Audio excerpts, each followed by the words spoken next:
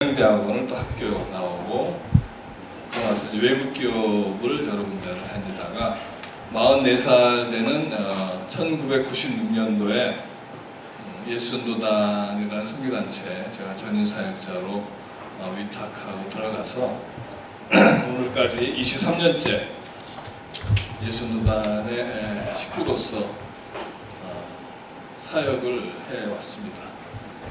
지난 23년 동안 제가 한 원래 사역은 어떻게 하면 하나님 나라를 사업을 통해서 확장할 것이냐, 비즈니스를 통한 선교를 제 평생의 부르심으로 제가 알고 비즈니스 통한 선교 운동을 지난 23년 동안 해왔습니다. 그래서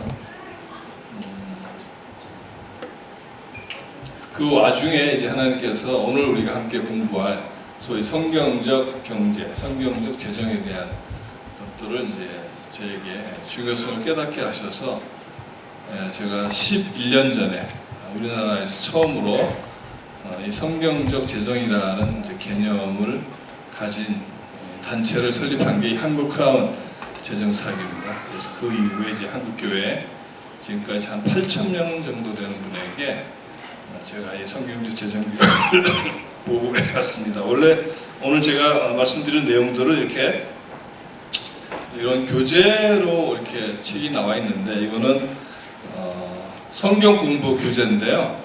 한 주일에 2시간씩 우리가 이렇게 모여서 소그룹을 모여서 성경 안에 하나님께서 돈과 물질을 어떻게 다루는 것이 성경적인지를 배우는 그런 공부입니다. 그래서 이 소그룹 성경 공부를 통해서 지금까지 한 8,000명 정도에게 재정교육을 실시해왔습니다. 아마 여러분들이 요새 많이 알고 계시는 그 왕의 재정, 김미진 강사 이런 사람들 다 저희 학교 학생 출신들입니다. 그래서 훈련 받고 나가서 스피너업 해가지고 사업을 하고 있는 것이죠. 어쨌든 이게 제가 주어진 시간이 1시간 반밖에 안 돼서 너무 짧아요. 사실은 제가 어제로 저 잠실에 있는 수동교회 청년부에서 3주 연속 강의를 했는데 보통 강의가 짧아도 3시간 해야 입문이 되는데 1시간 반에 이거를 다 하려니까 이제 굉장히 막중한 사명을 받은 것 같습니다. 어쨌든 짧은 시간이 하지만 여러 청년 분들에게 도움이 되는 이런 시간이 되기를 바랍니다. 제가 이 사역을 10여 년을 하면서 정말 많은 사람들과 이것을 강의도 하고 또 소그룹도 인도하고 지금도 우리 영락교회에서 지금 소그룹 하고 있거든요. 3시부터 제가 또 다시 돌아가서 소그룹을 인도할 텐데 이 교육을 받고 나면 생각이 변합니다.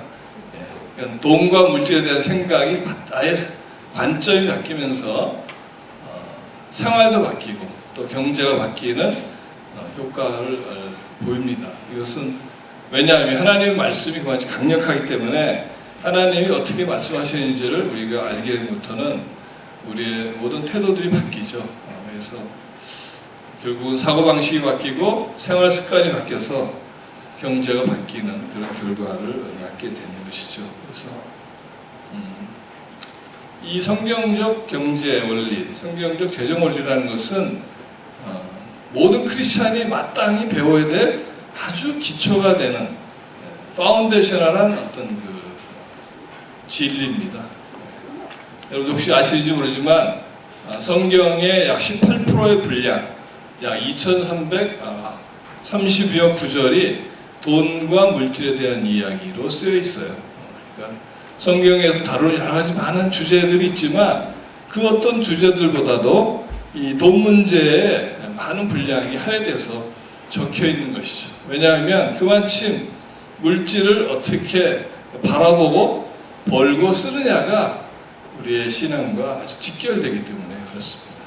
오늘 한국 사회와 특히 한국 기독교 사회가 겪고 있는 많은 문제의 근본을 들춰보면 결국은 이 돈에 관련된 성경의 원리를 이해하지 못하고 개인과 또 공동체가 경제생활을 함으로 인해서 발생하는 것이기 때문에 그렇습니다. 이 문제는 결국 하나님의 원리로 돌아가지 않고는 결코 해결될 수가 없다.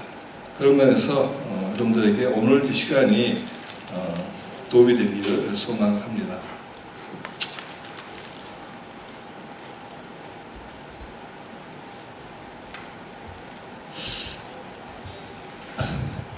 돈은 매우 우리 영적 생활에 중요한데, 특별히 성경이 다루는 매우 중요한 여러 가지 주제 중에 또 회개나 구원과 영생과 관련이 있다는 것을 우리가 알게 되면 놀라게 되는 것이죠. 구원에 관련돼서는 우리가 구원하면 우리가 교회에서 전형적으로 배운 구원이 뭐다, 이렇게 어떻게 해야 우리가 구원을 얻는다라는 것을 이해하지만 성경에서의 말씀은 조금 신선한 것 같습니다. 삭개오가 예수님을 만났을 때 스스로 예수님 앞에서 고백하는 말이 있죠. 자기가 소유의 절반을 가난한 자들에게 주겠고, 자기가 만일 누구의 것을 속여 빼앗은 것이 있다면 네 갑절이나 갚겠다라는 말을 하는 장면을 우리가 성경에서 봅니다. 그 말씀을 이제 예수님이 그 삭개오 얘기를 듣고 굉장히 선한 생각이다, 좋은 생각이다, 이렇게 말씀하시지 않았고 뭐라고 말씀하시냐면, 오늘 구원이 이 집에 이르렀으니 이 사람도 아브라함의 자손이미로다 라고 말씀하고 있는 것이죠. 우리가 얘기하는 구원, 우리는 어떻게 해서 구원을 얻을까 배웠을 텐데, 예수님은 이 삭개오의 고백을 통해서 이 집에 구원이 이르렀다는 것이죠. 가난한 자들에 대한 태도, 물질을 어떻게 사용하느냐에 대한 생각이 삭개오로 하여금 구원을 얻게 했다는 것이죠. 또 중요한 주제가 되는 이 영생의 이슈도 그렇습니다. 우리가 잘 아는 이 부자 청년의 예화를 잘 알고 있지 않습니까? 부자 청년이 예수님을 찾아와서 선생님이시 어떻게 하면 영생을 얻겠습니까? 이렇게 얘기하니까 예수님이 10계명을 얘기하시면서 먼저 이것을 다 지키느냐 이렇게 물어보죠. 그러니까 그건 내가 어렸을 때부터 지금까지 잘 지키고 있습니다, 이렇게 얘기하죠. 그러니까 예수님이 그렇다면 마지막으로 한 가지만 네가 하면 되겠다. 그게 뭐죠? 내가 온전하고 잘진데 가서 내 소유를 팔아 가난한 자에게 주라. 그리하면 하늘에서 보화가 내게 있으리라. 그리고 와서 나를 따르라 하시니 그 청년이 재물이 많음으로 이 말씀을 듣고 근신하며 가니라. 결국 부자 청년은 영생을 얻지 못했어요. 이 말씀 뒤에 유명한 말씀이 있었죠. 부자가 천국에 들어가는 것은 낙타가 마늘구멍에 들어가는 것보다도 더 어렵다라는 말씀이 있는 것이죠. 우리가 생각하는 영생의 어떤 어떻게 영생 얻을까 생각할 때 예수님이 매우 중요하게 생각한 것도 마찬가지로 아까 구원의 얘기와 똑같이 소유를 팔아 가난한 자에게 주라. 하늘에 보화를 쌓아라. 이게 영생이 있다, 이런 말인 것이죠. 오늘날 우리의 경제생활은 이 말씀이 진리라면 영생과 어떤 관계가 있는지 돌아볼 필요가 있는 것이죠. 또 회개는 어떻습니까? 여러분들이 회개하면 조용한 방에 들어가서 무릎을 꿇고 자기의 삶을 돌아보면서 자기의 잘못을 돌이켜서 주님 앞에 고백하고 용서를 구하는, 이것이 우리는 회개다, 이렇게 그것도 회개죠. 예수님은 어떤 걸 회개로 얘기하셨을까 생각해 볼 필요가 있는데, 세례 요한이 광야에서 예수님의 오심을 예비하면서 회개하라, 천국이 가까웠다라고 했을 때 많은 유대인들이 세례 요한에게 다가와서 선생님 어떻게 하면 온전한 회개를 이룰 수 있겠습니까? 이렇게 얘기할 때 놀랍게도 세례 요한의 얘기가 흥미롭습니다. 대답하여 이르되 옷 2벌 있는 자는 옷 없는 자에게 나눠줄 것이요 먹을 것이 있는 자도 그렇게 할 것이니라. 또 이르되 부가 된 것 외에는 거두지 말라. 이르되 사람에게서 강탈하지 말며 거짓으로 고발하지 말고 받는 급료를 월급을 족한 줄 알라. 다 돈 얘기예요. 돈 얘기를 하시면서 그렇게 하는 것이 온전한 회개야, 이렇게 얘기하는 거죠. 그러니까 우리가 생각하는 이 구원과 영생과 회개라고 하는 이 영적으로 매우 중요한 주제에 실천적인 항목이 뭐냐? 경제생활입니다. 돈을 어떻게 벌고 쓰느냐가 이 영생과 구원과 회개에 맞닿아 있다는 것을 우리가 꼭 아셔야 된다는 것이죠. 그러니까 이 성경적 경제, 성경적 재정이라는 것을 생각할 때 우리는 기본부터 우리 자신을 돌아볼 필요가 있는 것인데, 성경에 보니까 하나님께서 우리를 당신과 아주 흡사하게, 영어 성경에 보면 God's like라고 해요. 하나님과 아주 흡사하게 지어서 이 땅에 보내셨다고 말씀하고 있습니다. 창세기 1장 27절에 하면. 그렇다면 하나님은 우리를 어디서 어디로 보내셨느냐를 생각할 필요가 있어요. 하나님이 계신 곳은 하나님의 나라입니다. Kingdom of God, 하나님의 나라에 하나님이 계시죠. 그 하나님이 당신과 아주 흡사하게 지으신 저와 여러분들을 이곳에 보내셨어요. 이곳은 어떤 나라죠? 여러분들이 살고 있는 이 대한민국, 이 세상은 영적으로 바라볼 때 하나님이 왕노릇하는 세상입니까? 유감스럽게도 이곳은 사탄이 왕노릇하는 킹덤 오브 사탄이에요. 사단이 지배하는 세상에 우리를 지으셔서, 당신과 흡사하게 지으셔서 이 땅에 보낸 것이죠. 여러분들이 살고 있는 것은 하나님 왕노릇하는 곳이 아니라는 것을 이해할 필요가 있습니다. 그럼 그렇게 이 사탄이 왕노릇한 이곳에 보내심을 받은 우리는 지금 어디에 있느냐? 우리의 이 포지션을 이해하는 것이 매우 중요한데, 성경의 전체 맥락으로 봤을 때 우리는 어디 있냐면 구속의 역사가 이루어졌는데 완전한 회복이 이루어지지 않은 그 중간 단계에 우리가 있는 것이에요. 그러니까 우리는 이미 예수 그리스도의 십자가의 보혈의 그 능력으로 인해서, 우리 그 고백으로 인해서 구속을 받았지만 이 세상은 완전히 아직 하나님 나라로 회복되지 않은 그 중간 단계에 여기 와 있는 것이에요. 여기 와 있는데, 그럼 이 세상에서 우리는 어떤 존재들이냐는 것을 이해할 필요가 있습니다. 여러분들이 세상에 나가서 다양한 경제 활동을 하고 있는데, 그 경제 활동을 할 때 우리를 둘러싸고 있는 사람들은 누구냐는 것을 이해할 필요가 있어요. 첫째, 우리는 마이너리티라는 겁니다. 우리는 다수자가 아니에요. 한국에서 크리스찬의 인구는 많이 잡아봐야 15%, 아시아 전체는 6%에 해당되지도 않습니다. 그러니까 여러분들 주변에 10명 중에 8명은 기독교인이 아닙니다. 완전히 다른 세계관을 갖고 있어요. 이 사람들의 세계관이 다르기 때문에 경제에 대한 생각도 완전히 다릅니다. 그런 사람들 틈 속에 여러분들은 소수자로 살아가고 있다는 것이에요. 근데 그 사람들이 바라볼 때 여러분들은 소수자이면서도 매우 극단적인 사람이에요. 왜 극단적이냐? 우리는 다신론자도 아니고 무신론자도 아니고 유일하신 신 야훼 여호와를 우리의 주인으로, 우리의 신으로 믿는 사람이기 때문에 그들의 입장에서 봤을 때 우리는 매우 한쪽에 치우친 생각을 갖고 있는 사람들이에요. 그렇게 생각하고 있습니다. 그래서 우리는 세상 관점 볼 때는 세상 사람들에 속할 수도 없고 세상 사람의 다수에도 속하지 못하는 아주 극단적인 소수의 사람일 뿐이, 우리들이 이 중간 단계에서 사탄의 왕노릇한 이 세상으로 보내심을 받았다는 것이죠. 그렇다면 왜 하나님은 우리를 이 시기에 이곳에 보냈냐 하는 것을 이해할 필요가 있습니다. 성경에 의하면 우리 모두는 두 가지 미션을 부여받고 이 세상에 보내심을 받았다고 말씀하고 있습니다. 첫 번째 미션은 창세기 1장 28절, 여러분이 잘 아시는 것처럼 생육하고 번성하고 충만하고 다스리라는 우리 말씀이 있습니다. 우리는 이것을 신학적으로 문화명령이라고 부릅니다.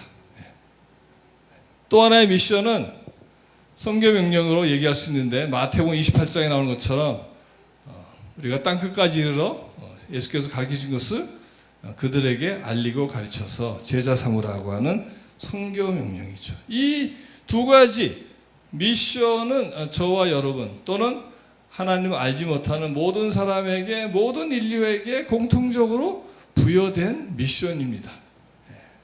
근데 이 하나님이 우리에게 이 미션을 수행하라고 하시면서 그냥 너희 혼자 힘으로, 너희 능력으로 하라고 하지 않으셨다는 것이죠.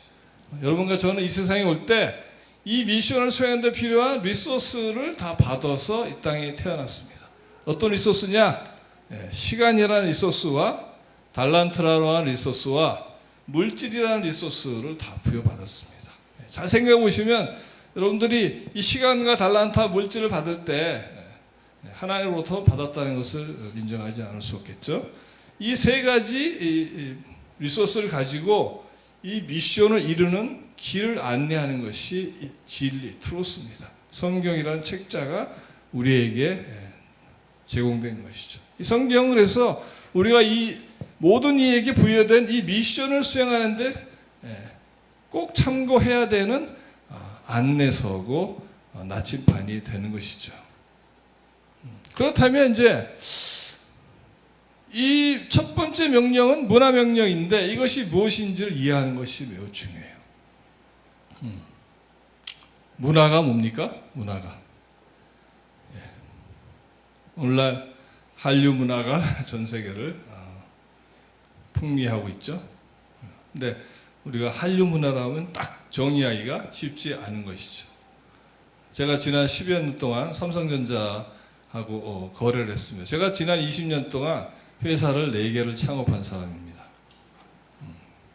이제 그 마지막 창업한 회사가 그 삼성전자가 거래한 회사였는데 여러분들이 사용하는 그 갤럭시 핸드폰 보면 옛날에 안테나가 밖에 있었죠. 이렇게 넣었다 뺐다. 그 리트랙터블 안테나라고 합니다. 근데 어느 날 갑자기 이 안테나가 다 사라졌어요. 그렇죠? 어디로 갔습니까? 핸드폰은 통신용으로 만든 거잖아요. 안테나가 없으면 이 커뮤니케이션, 통신이 안 되는 거예요. 그래서 안테나가 안으로 들어갔어요. 그래서 인터널 안테나라고 합니다. 줄여서 인테나라고 하죠. 내장형 안테나라고 하는데 제가 삼성전자의 무선사업부에 우리나라 최초로 이 내장형 안테나를 제안하고 제가 10여 년 동안 무선사업부 안테나 부분에서 1, 2등을 놓친 적이 없습니다. 그래서 1년에 한 1억 3천만 개 정도 안테나를 납품을 했죠. 그래서 제가 삼성전자를 아주 잘합니다. 삼성전자 독특한 문화가 있습니다. 굉장히 독특한 문화가 있어요. 여기 삼성 다니시는 분 계시죠? 삼성 문화 있습니다. 제가 LG하고도 거래했어요. LG 문화 다릅니다. 삼성하고 달라요. 완전히 다릅니다. 달라도 그렇게 다를 수가 없어요. 다 각자의 기업에 문화가 있어요. 근데 생각해 보면 기업에만 문화 있습니까? 아니에요. 우리 가정도 보면 가정마다 다 다릅니다. 가정의 분위기도 다르고 가정에서 뭘 중요시하는지도 다르고 다 달라요. 문화가 다 있습니다. 근데 왜 이렇습니까? 하나님이 우리에게 문화를 창조하는 능력을 넣어서 이 땅에 보내셨기 때문에 그런 거예요. 우리는 한 사람 이상이 모이면 문화를 창조하는 존재입니다. 그래서 이 문화 명령이라는 것은 이 땅에 내려와서 너희들이 문화를 만들라는 명령이에요. 어떤 문화라는 것이 매우 중요합니다. 이것을 이해하는 것이 여러분의 경제와 밀접하기 때문에 그래요. 왜냐하면 모든 경제라는 게 뭐죠? For what? 무엇을 위해서 경제생활을 하냐 이거지. 그 목적과 경제생활이 소위 얼라이먼트가 되지 않으면 여러분의 경제생활은 목적과 유리돼서 방황하는 것이에요. 그래서 항상 허탈한 거예요. 경제생활을 열심히 했는데 공허한 거야. 왜? 너의 인생의 목적과 아무 연관이 없기 때문에 그렇습니다. 그래서 중요한 것은 어떤 문화냐 하는 것이 어떤 문화. 어떤 문화겠습니까? 여기는 하나님 나라, 여기는 사탄이 왕노릇한 나라예요. 우리가 사탄이 왕노릇하는 이 세상에 하나님 나라의 문화를 창조하라는 게 첫 번째 문화 명령인 것이에요. 그렇다면 하나님 나라의 문화는 구체적으로 뭐죠? 하나님 나라의 문화가 구체적으로 뭡니까? 하나님 나라의 문화가 어떤 거겠어요? 하나님 나라의 문화는 사랑의 문화, 정의의 문화, 자유의 문화, 평등의 문화, 공평의 문화, 이런 게 하나님 나라의 문화예요. 이런 하나님 나라의 문화를 이 땅에 내려와서 우리가 부르심 받은 그곳에서 가정 안에서 또는 직장 안에서 사업차 안에서 이루어내는 게 우리의 첫 번째 미션을 달성하는 겁니다. 사업을 왜 하죠? 미션을 달성하기 위해서 사업하는 거죠. 돈 벌려고 사업하는 게 아닙니다. 순서가 잘못된 거예요. 미션을 수행하고 날 때 그 리워드로 물질이 보상으로 따라올 수 있지만 그것이 반대가 되고 물질을 위해서 사업한다면 그거는 미션과 아무 관계가 없어지는 겁니다. 그런 면에서 첫 번째 문화명령은 그런 거죠. 그러니까 우리의 모든 경제생활은 어디에 얼라이먼트가 되느냐? 문화명령을 이루는데 연결되어야 된다는 것이에요. 그 성교명령은 뭔가요? 성교명령은 문화명령을 체험한 사람이 문화를 체험하다 보니까 하나님 나라 문화가 너무 좋아요. 사랑의 문화, 자유함, 평등, 공정, 정 이런 건 너무나 좋은 거죠. 이 좋은 것을 이해하지 못하고 맛보지 못한 사람들에게 이 좋은 것을 전해야 되겠네 라고 해서 이 문화명령을 국내와 해외로 익스텐드한 게 확장하는 것이 전도요 선교입니다. 경험하지 못하고 갖지 못한 것을 주고 전할 수 없는 것이죠. 하나님 나라의 문화를 충분히 경험한 사람만이 그 가치를 인정하기 때문에 그 가치를 남에게 주고자 하는 마음이 자연스럽게 일어나기 때문에 전도하게 되고 선교를 하게 되는 것이죠. 이 두 가지는 우리 모두에게 공통적으로 부여된 것이에요. 그래서 예수님의 제자가 묻습니다. 예수님, 하나님 나라는 어떤 나라입니까? 이렇게 물어보는 장면이 성경에 나와요. 참 신기하지 않아요? 예수님이 살아계신 신이 우리 인간의 몸을 가지고 이 땅에 태어나셔서 평범한 이 제자들과 함께 같이 식사하고 대화하고 주무시고 이렇게 있었던 거예요. 이렇게 제자들. 그러니까 이 제자가 바라볼 때 이 예수님이 얼마나 뭐라고 말을 못할 것 같아. 신이 내 앞에 있어 이게 계신데. 이 신에게 물어보는 거예요. 당신이 계셨던 그 하늘 나라는 어떤 나라입니까? 이렇게 물어봐요. 그러니까 예수님이 아주 친절하게 설명을 해주죠. 어떻게 주느냐? 하나님 나라는 이런 거야. 어떤 사람이 길을 가다가 밭에 이렇게 보화가 있는 것을 발견했어. 이게 보화가 있어, 보화가. 그래가지고 사람이 집에 달려가서 재산을 다 팔아요. 전 재산을 팔고 이 밭을 사. 이게 하나님 나라라고 설명하시죠, 예수님. 아니, 우리가 생각할 때, 제자가 생각할 때 하나님 나라라면 뭔가 굉장히 추상적이고 뭔가 아름답고 뭔가 환상적인 거로 생각했는데 예수님은 뭐로 설명해요? 비즈니스를 가지고 설명하는 거예요. 어떻게? 팔고 사는데 하나님 나라라는 거예요. 뭘 팝니까? 재산을 다 팔어. 뭘 사요? 보화가 묻혀있는 이 밭을 사. 그럼 생각해 봅시다. 여러분들이 핸드폰을 100만 원 주고 샀습니다. 그러면 여러분이 100만 원을 내고 핸드폰 살 때 어떤 생각을 하냐? 이 핸드폰의 가격이 100만 원 가치와 같거나 100만 원보다 더 가치가 있다고 생각하니까 여러분이 100만 원을 주고 핸드폰을 사는 거죠. 이 사람도 마찬가지예요. 재산을 팔고 보화가 묻혀있는 땅을 샀어요, 밭을. 그러니까 이 사람이 뭐냐? 이 보화가 묻혀있는 이것이 재산보다도 더 크다고 느낀 거예요. 그게 이거 하나님 나라라고 그러는 게 있어요. 이게 하나님 나라래. 도대체 이게 왜 하나님 나라입니까?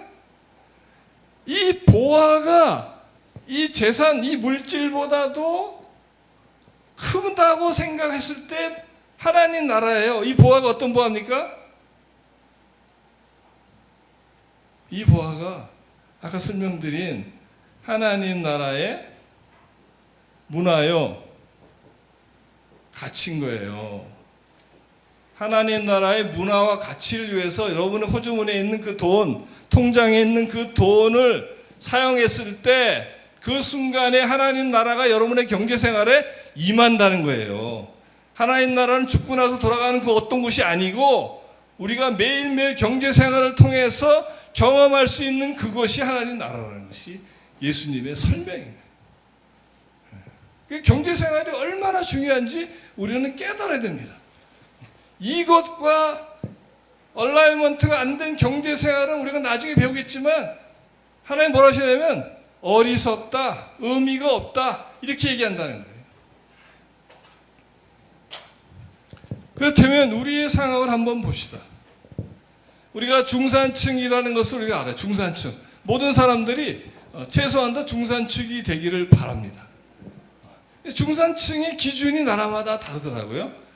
여기 영국을 볼까요? 영국은 중산층의 기준이 이런 거래요. 페어플레이를 한다, 주장과 신용을 가진다, 독선적으로 행동하지 않는다, 약자를 두둔하고 강자에 대응한다, 불의와 불평과 불법에 의연히 대처한다. 여기에 하나님 나라의 문화가 있습니까? 가치가 있습니까? 최소한도 4번, 5번은 하나님 나라의 가치가 들어있어요. 이 사람들의 생각 속에. 미국은 어떻습니까? 자신의 주장에 떳떳하고 사회적 약자를 도와주고 부정과 불법에 저항하고 정기적으로 받아보는 비평지가 있어야 된다. 여기도 보니까 2번, 3번은 하나님 나라의 문화와 가치가 들어있어요. 프랑스 볼까? 프랑스. 외국어를 한 개국 이상 구사하고 스포츠 다룰 줄 악기가 있고 요리를 만들 수 있고 공분에 의연히 참여하고 약자를 도우며 봉사활동을 꾸준히 한다. 여기도 5번, 6번은 하나님 나라의 문화와 가치가 있는 거예요. 우리나라 볼까요? 부채 없는 아파트 30평, 월급에 500만 원, 자동차 2000cc, 예금장부 1억, 해외여행 1년 1회 이상. 여기 하나님 나라의 가치가 있습니까? 만약 우리가 이거를 중산층이라고 생각한다면 여기에는 하나님 나라하고는 아무 관계가 없어요. 아무 관계가 없습니다. 이게 우리의 현재의 모습이에요. 우리는 경제생활의 목적이 뭐냐면 그냥 한 인간으로서 한 사회 중추, 리더십, 지도자로서의 삶이 뭐냐면 그냥 무조건 많은 돈을 모아서 그냥 내가 잘 살면 그게 끝이야. 그게 무신론자들이 이방인들이라는 생각과 똑같습니다. 왜냐하면 이 세상의 80%는 무신론자하고 이방인들이기 때문에 그렇습니다. 그러니까 이거는 어떻게 보면 굉장히 자연스러운 거예요. 근데 문제는 나는 어떠냐, 나는. 여러분은 어떤 생각을 갖고 있냐.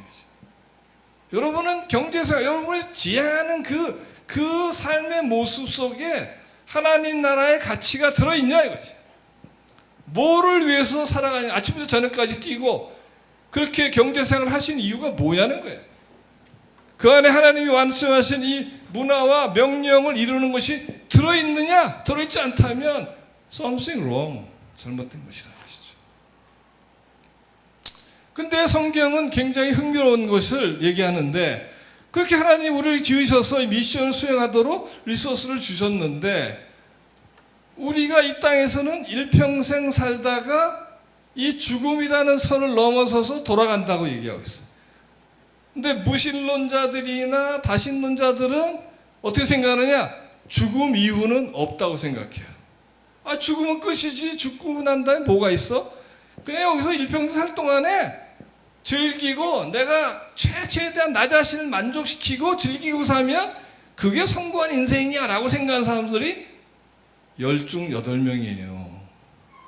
여러분의 직장 동료, 사업 파트너 또는 여러분이 관계하는 사회에서 만나는 사람들의 10명 중에 8명은 이런 거 없어. 그냥 여기가 다야. 이렇게 살아가는 사람들과 여러분들이 경제 행위를 하는 겁니다, 지금. 잘 아셔야 돼요. 지금 여러분들 누구하고 경제 행위를 하는지. 근데 성경은 뭐라 얘기하냐면 이게 다가 아니야. 너희들 다 죽지 않니? 죽으면 다시 돌아간단다. 이렇게.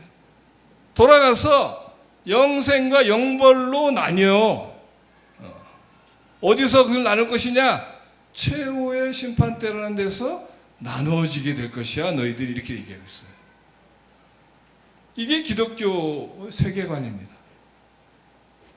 여러분들 이걸 믿으시지 않겠어요? 이거 믿으시잖아요? 그러면 여기 심판대 가서 뭘 가지고 심판할 거냐는 거지. 뭘 가지고 심판하실 것 같습니까? 이 하나님이? 천년 전에 죽었던 인간이나 오늘 죽은 인간이나 천년 후에 죽은 인간이나 똑같은 기준을 가지고 심판하셔야 공의의 하나님이시거든요. 기준이 똑같아야 돼. 그 동일한 기준은 어떤 거겠습니까? 제가 생각할 때는 이 미션을 수행했느냐의 기준일 거예요. 미션을 수행했으면 영생으로 가는 거고, 미션과 아무 관계없는 삶을 살았어? 그 영보를 받는 것이죠. 잘 생각하셔야 돼요.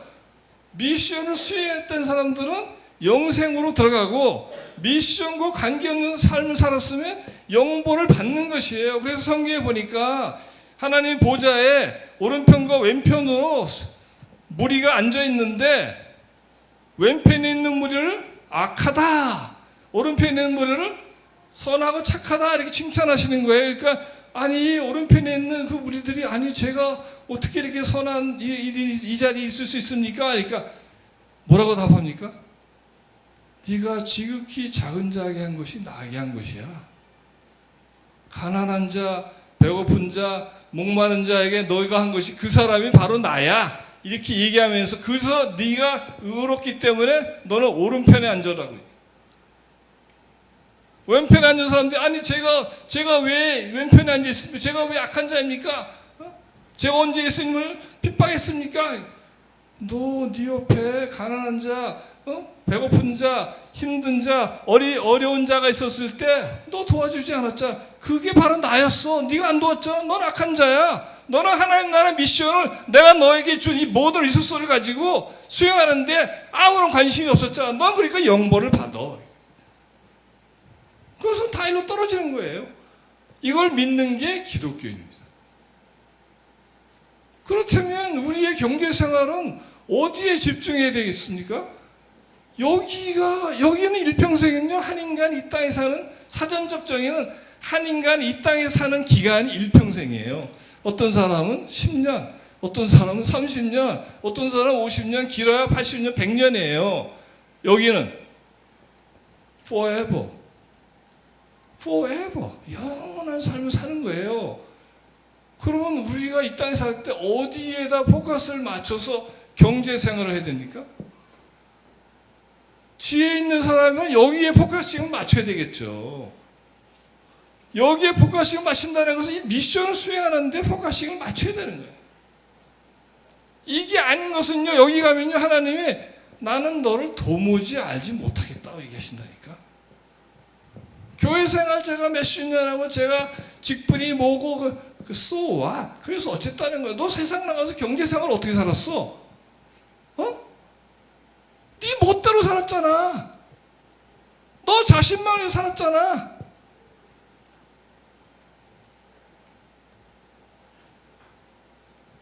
여기 가면요, 입구에 이렇게 써있다 하더라고. No excuse. 변명은 없다. 변명할 수가 없어요. 그 앞에 가면 다 드러나 있는 거예요. 어떻게 살았는지.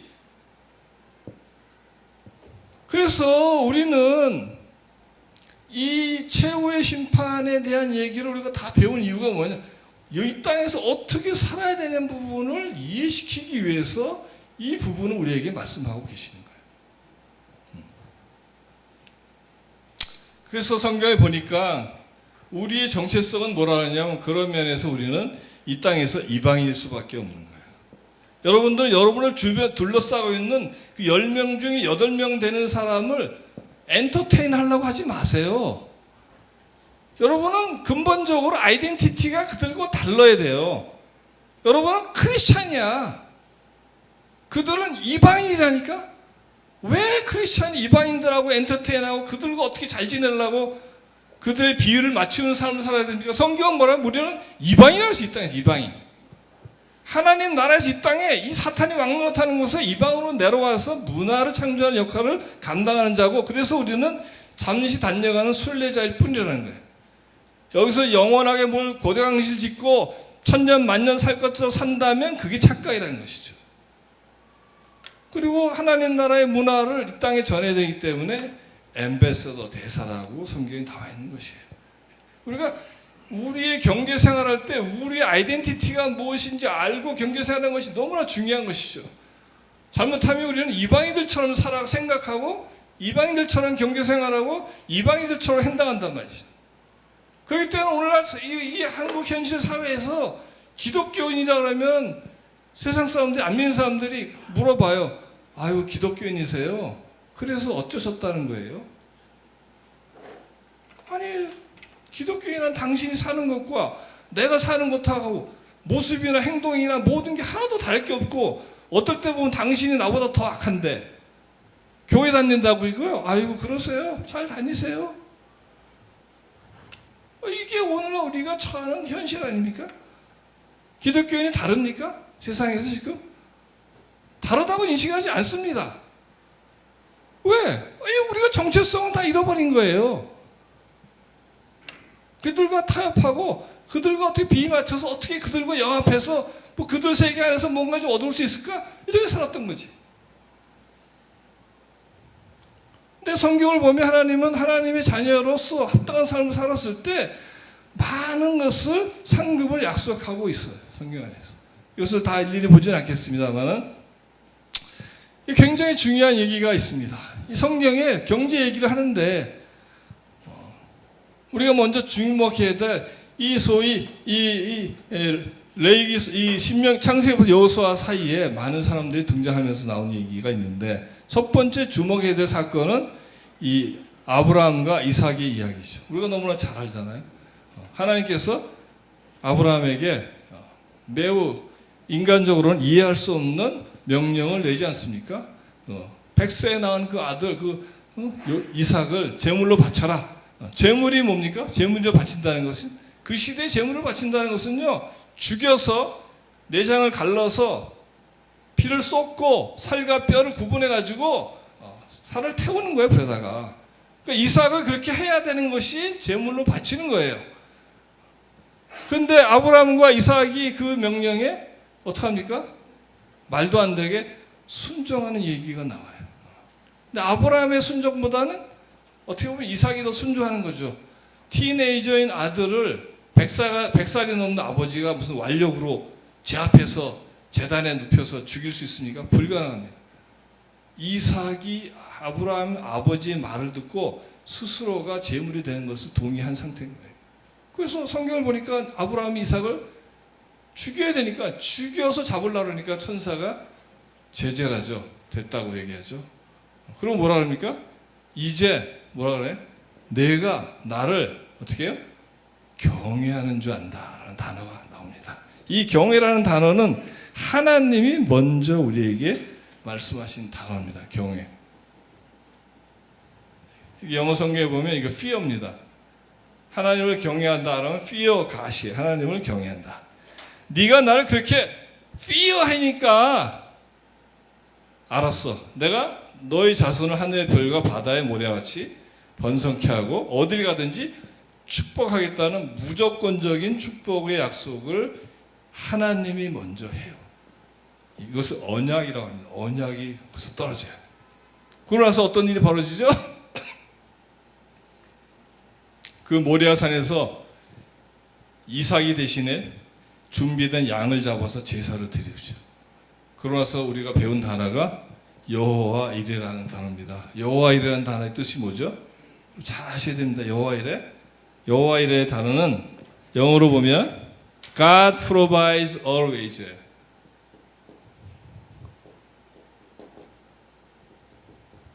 하나님이 항상 공급하신다는 거예요. 누구에게? 하나님을 fear하는 자에게. 하나님을 경외하는 자에게는 여호와 이레 하나님이 항상 공급하신다는 약속이 그 사건에서 일어납니다. 기독교는요, 언약의 종교예요. 기독교는 언약을 붙드는 사람들이. 어떤 언약? 이 언약이 여호와 이레라는 언약을 붙들 수 있어야 돼요. 하나님을 경외하는 자에게는 하나님의 필요를 공급하신다는 거예요. 두 번째 우리가 이해해야 될 사건이 이 이집트 출애굽기에서 나타난 사건입니다. 출애굽기가 뭐죠? 요셉이 기근을 피해서 이집트로 피난 간 이후에 400년 동안 이집트에서 이 히브리인들이 종살이를 합니다. 노예살이를 해요. 노예살이를 해요. 우리나라가 일제 36년간 지배를 받았을 때 오늘날에도 뭐 친일파니 많이 이런 얘기들이 막 있고 아직도 정리 안 된 개념이 많이 있죠. 만약 우리나라가 일본에 100년의 지배를 받았다고 생각해 봅시다. 100년 지배 이후에도 우리는 조선민족이야 라고 하는 우리 조상들이 있었을까? 우리가 일본의 지배를 200년 받았다고 생각해 봅시다. 200년 300년 400년 일본의 지배를 받았다고 생각해 보세요. 우리들 조상들의 생각 속에 나는 조선 사람이야? 라고 하는 사람이 몇 명이 있었겠냐. 히브리인들이 똑같은 상황이에요. 400년 동안 이집트에서 태어날 때부터 종이고 자기 할아버지, 아버지 다 종이에요. 그렇게 살았어. 수백 년을. 이렇게 정체성이 완전히 무너진 히브리인들에게 모세라고 하는 사람을 통해서 이 듣도 보도 못한 야훼가 나타나서 내가 너희들의 신이야. 하나님이야. 그러면서 이 민족을 내가 구원하겠다고 나오는 게 출애굽기 아닙니까? 그때 성경학자들 얘기는 200만 명. 요셉이 이집트에 피난 갔을 때는 그 식솔이 몇 명이에요? 매우 작았어요. 수십 명도 안 되는 아주 작은 가족이 들어갔는데 나올 때는 200만 명이 나왔습니다. 200만 명. 그럼 잘 생각해 보시죠. 여기가 지금 무슨 구죠? 예? 양천구 인구가 얼마예요? 50만. 200만이니까 양천구 인구의 4배나 되네. 그냥 양천구만 오늘 저녁에 집에 가셔서 짐을 다 싸가지고 아이들 다 데리고 저기 서해안에 어디 갯벌로 다 나가세요. 지금 이 히브리인들이 경험하는 게 이거예요. 어제까지는 내가 여기서 이집트의 노예 생활이지만 집도 있고 먹을 것도 있고 안정된 삶을 살았다고요. 죽지 않고 살고 있었는데 어느 날 갑자기 모든 짐을 다 싸서 광야라는 데로 다 나온 거예요. 200만 명이 광야. 광야는 어떤 데입니까? 여기 이스라엘 광야에 가보신 분. 광야가 살기 좋은 데죠. 전혀 살기 좋지가 않아요. 여름에는 뜨겁고 낮에는 뜨겁고 밤에는 정말 춥고 바람 불고 풀 한 폭이 없는 것이 광야입니다. 거기에 200만 명이라는 인구가 아이들을 다 포함해서 200만 명이 떨렁 나와 있는 거 어느 날 갑자기. 그럼 무슨 문제가 발생합니까? 가장 먼저 발생하는 게 먹고 사는 문제예요. 먹어야 살지 않습니까? 200만 명을 먹여야 되는 거예요. 그럼 200만 명 모세한테 200만 명 먹일 계획을 한번 짜봐. 그럼 모세가 머리가 매우 복잡했을 거야. 200만 명을 먹이려면 빵이 얼마나 있어야 되고 뭐 야채는 얼마나 있어야 되고 어디서 이걸 사오며 돈을 얼마나 들며 온갖 계산을 해야지 이렇게 해야 200만 명을 하루 먹일 수 있겠습니다라고 무슨 계획서가 나올 텐데 여러분과 제가 믿는 이 하나님이라는 신은 우리 인간의 이런 사고 체계 안에 갇혀 있는 신이 아니에요. 이분의 해결 방식이 뭡니까? 해결 방식은 너무나 창의적이어서 인간은 상상할 수 없는 방식으로 공급이 되는 거예요. 어떤 식으로? 필요한 게 하늘에서 떨어지는 거예요. 하늘에서. 아니 인간의 필요를 채우는데 그 필요를 채우는 방식이 하늘에서 떨어지는 거를 인간이 생각할 수 있습니까? 인간은 생각할 수가 없습니다. 불가능한 생각이에요. 그런데 하늘에서부터 떨어져요. 뭐가? 만나가. 그러면 저 만나의 스토리는 도대체 뭘 얘기하려는 겁니까? 그냥 흥미진진한 옛날 이야기? 그 정도에 지나지 않는 게 성경에 쓰여 있을 것 같습니까? 천만의 말씀입니다. 만나가 얼마나 떨어졌습니까? 40년간 떨어져요. 40년간. 오늘날로 비유하면 이런 거예요. 우리 형제님 가정에 자녀가 있습니까? 두 부부가 살고 있어. 아파트 문을 딱 여니까 도시락이 6개가 배달되는 거예요. 그래서 우리 목민교회 우리 청년부에서 나한테 플러그인 하셨구나. 감사하게 먹었지. 누군지 모르겠지만 너무 감사해. 그 다음날 문을 열었는데 또 도시락이 6개가 있어. 그 다음날도 도시락이 6개가 매일 배달이 되는데 40년간 배달돼봐. 도시락 걱정 하시겠어요? 도시락 걱정 하는 사람이 이상한 사람이야. 지금 이 히브리인들이 경험하는 게 지금 이런 거예요. 먹는 걱정을 왜? 하늘에서 떨어지는데 매일. 그 성경 보니까 매일 먹을 것만 거둬라 얘들아 이렇게 나와. 매일 먹을 것. 근데 그거 보니까 덜어는 믿지 못해가지고 좀 더 이렇게 걷어서 이렇게. 그러니까 어떻게 됐어요? 썩어서 못 먹고 모세가 그걸 알고 막 야단쳤죠. 이 믿음이 없는 자야. 이거 지금 그 모세가 그 당시 히브리인들한테만 얘기하면 그건 진리가 아니에요. 지금 저와 여러분에게 얘기하는 거야. 이 믿음이 없는 자들아. 맨날 너희들이 먹는 거 걱정하는 거 아니니? 그 마태복음 6장에 이렇게 써 있는 거예요. 무엇을 먹을까, 무엇을 마실까, 무엇을 입을까? 염려하지 말라. 이것은 다 이방인들이 하는 거야. 너희 하늘 아버지가 너희가 뭐 필요한지 다 알아. 너희는 먼저 그의 나라와 이를 구해. 그래야만 이 모든 것을 너에게 더하여 주실 것이라고 말씀하는데 아무도 안 믿는 거지. 그러실 리가 없어요. 하나님이 내 먹을 건 내가 내가 채워야지. 내 방식대로. 아이고 하나님이 내 경제에 무슨 관심이 있어. 그래서 아침부터 저녁까지 무엇을 마실까, 무엇을 먹을까, 무엇을 입을까를 내가 해결하려고 내가 그렇게 해서 그걸 하려다 보니까 돈이 필요하네. 그러니까 돈하고 쫓아다니는 거야. 평생을 돈을 쫓아다니면서 그걸 채우고 싶다고. 성경은 뭐라 했냐면 아니 그게 왜 네가 할 일이니?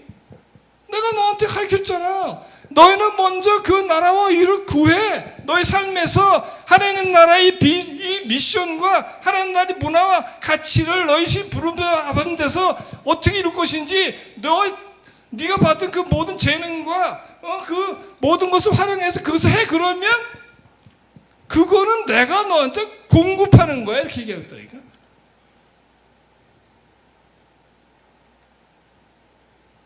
그걸 우리가 교회를 다니는데 경제생활은 어떤 생활이냐? 이방인들의 경제생활을 다 쫓아가고 있어요.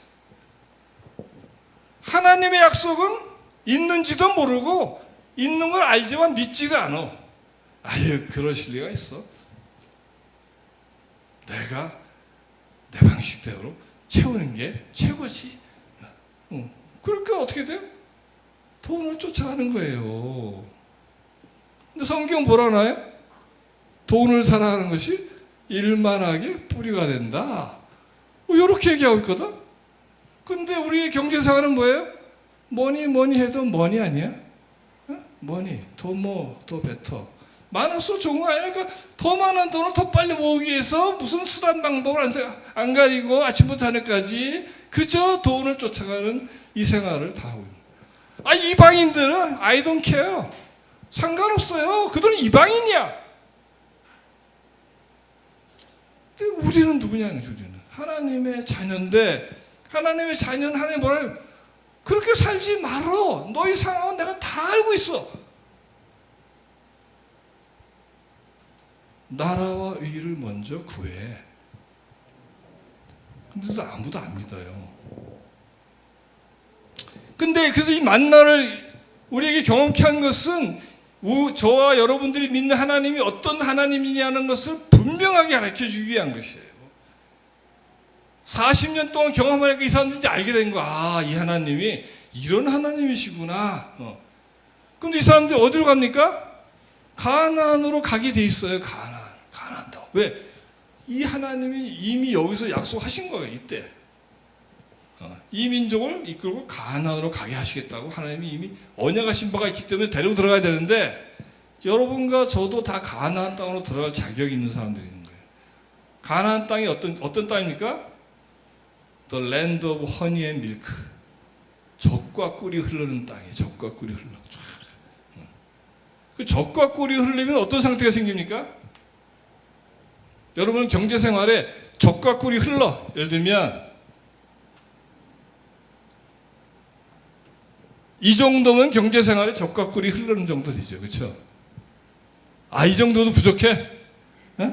이 정도면 뭐 좀 흐르는 거야. 그렇죠? 젖과 좀 꿀이 흘러. 이렇게 경제생활이 좀 융택해. 이 정도 되면 하나님 필요하세요? 저 정도 됐는데도 나 하나님이 여전히 간절히 필요한 사람이 손 들어보세요. 내가 이 정도 살아. 하나님 여전히 나는 하나님을 갈구하고 하나님을 내가 그렇게 사모하고 사랑한다고 할 수 있어요. 손 들어보세요. 없어요. 우리 경제생활에 젖과 꿀이 시작하면 심각한 문제가 발생해. 하나님 이걸 잘 아신다고. 어떻게?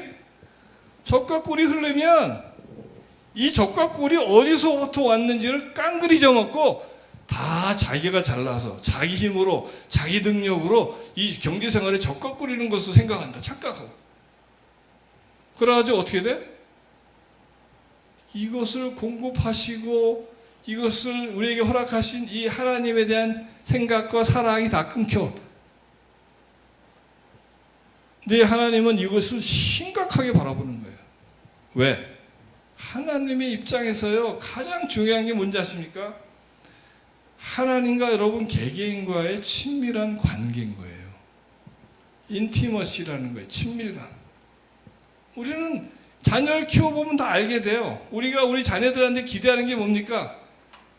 자녀가 어떠할지라도 늘 나와 친밀하고 사랑의 관계를 유지하는 것이 가장 중요시하는 것이 부모들의 마음인 것이죠. 이 하나님 계신 우리 아버지도 똑같아요. 우리한테 똑같은 친밀한 관계를 유지하길 원하시는데 젖과 꿀이 흘리면 어떤 문제가 생기느냐?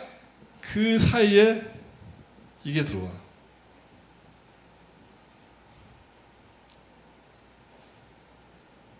깨지는 거예요.